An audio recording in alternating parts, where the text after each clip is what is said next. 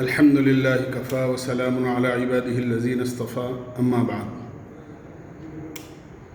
میرے بھائیو، دوستو، عزیز اور بزرگوں، عید یقیناً اللہ کی طرف سے ایک تحفہ ہے اور خوشی کا دن ہے، لیکن اس کے اندر خوش ہونے کا حق حقیقت میں اسی آدمی کو ہے، اللہ کے اس بندے اور بندی ہی کو ہے جس نے رمضان المبارک کی مبارک اور قیمتی گھڑیوں کے اندر اپنے آپ کو توبہ کر کے، استغفار کر کے، اپنے گناہوں سے اپنے آپ کو بالکل پاک کر لیا ہو اور آئندہ اپنی پوری زندگی اللہ کے احکامات اور آقا مدنی سرکار دو عالم صلی اللہ علیہ وسلم کی پیاری سنتوں کے مطابق گزارنے کا عہد کر لیا ہو۔ حقیقت میں عید منانے کا اور عید میں خوش ہونے کا حق اسی کو ہے، ورنہ ہمارے لیے اس سے زیادہ غم کی کوئی چیز نہیں ہوگی کہ رمضان المبارک ہم نے بہت اچھا گزارا، قرآن پڑھا، نماز پڑھی، تلاوت کی، اللہ کو یاد کیا، درود شریف کا اہتمام کیا، دعائیں مانگی، توبہ و استغفار کی، اور عید کے بعد اگر ان اعمال سے ہم محروم ہو گئے، ہم نے نمازیں چھوڑ دی، قرآن پڑھنا چھوڑ دیا، دعائیں مانگنی چھوڑ دی، تو عید سے زیادہ غم کا دن ہمارے لیے کوئی نہیں ہوگا۔ لیکن میں امید کرتا ہوں ہر مسلمان یقیناً اس بات کو سوچتا ہے اور اللہ سے اس بات کا عہد کرتا ہے کہ انشاءاللہ وہ اپنی زندگی بھی ایسی ہی گزارے گا جیسا کہ اس نے رمضان المبارک گزارے ہیں۔ جس طرح رمضان المبارک اچھے اعمال کے ساتھ گزارنے کے بعد آخری دن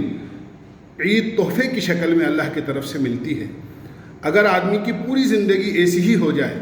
جیسا کہ رمضان المبارک، تو اللہ تعالیٰ جو اس کی زندگی کا آخری دن ہوگا، اللہ اس کو ایسی خوشی عطا فرمائیں گے جیسے عید کی دن ہوتی ہے۔ عید تو دوسرے دن باسی ہو جاتی ہے، لیکن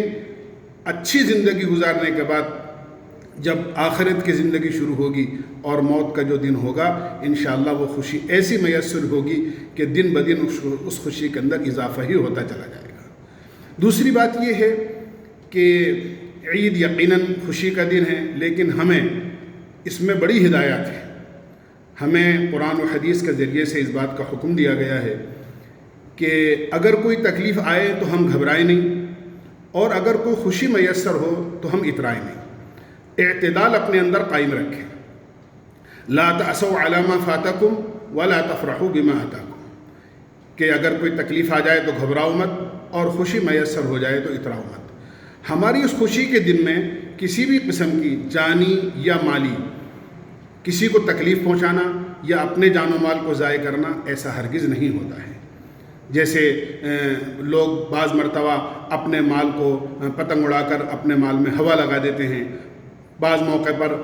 پٹاخے چلا کر اپنے مال میں آگ لگا دیتے ہیں۔ ہمارے یہاں اس خوشی کے موقع پر ایسا کچھ نہیں ہے۔ دو کام ہوتے ہیں، اس لیے کہ ہمارے اوپر دو ہی لوگوں کا حق ہے، ایک اللہ کا حق ہے، ایک اللہ کے بندوں کا حق ہے۔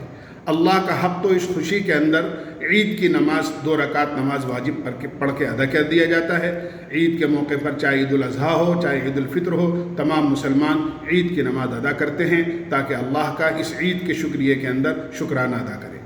دوسرے صدقہ فطر ادا کر کے اللہ کے بندوں کی مدد کرتے ہیں۔ یہ ایک جانی اور مالی خدمت ہوتی ہے، اللہ کا حق بھی ادا ہوتا ہے، اللہ کے بندوں کا بھی حق ادا ہوتا ہے۔ عید کے بعد میں حدیث پاک کے اندر کچھ روزوں کی فضیلت آئی ہے جس کو ہم شش عید کے روزے کہتے ہیں، شوال کے 6 روزے۔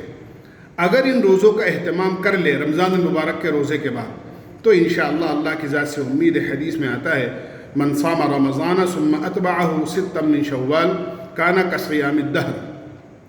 جس آدمی نے رمضان المبارک کے روزے رکھے اور اس کے بعد شوال کے 6 روزے بھی رکھ لیے، اللہ تعالیٰ ساری زندگی روزہ رکھنے کا اس کو ثواب عطا فرماتے ہیں۔ رمضان المبارک کے 30 روزے تو ہر نیکی اللہ کے یہاں 10 نیکیوں کے برابر ہے، تو ہمارے 30 روزے 300 روزوں کے برابر ہو گئے، اور 6 روزے 60 روزوں کے برابر ہو گئے، تو پورے سال کے اندر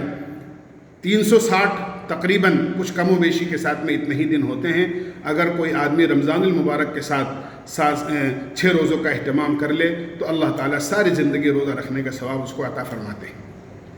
ان 6 روزوں کے سلسلے میں ہمیں اس بات کو دھیان رکھنا چاہیے، ایک تو یہ ضروری نہیں ہے کہ عید کے دوسرے دن سے ہی ان روزوں کو رکھا جائے۔ بعض لوگ سمجھتے ہیں کہ عید کے دوسرے دن سے ہی رکھنا چاہیے، ایسا نہیں ہے، بلکہ شوال کے مہینے میں کبھی بھی چاہے ایک ساتھ رکھو چاہے الگ الگ ایک ایک دو دو روزے کر کے رکھ لو.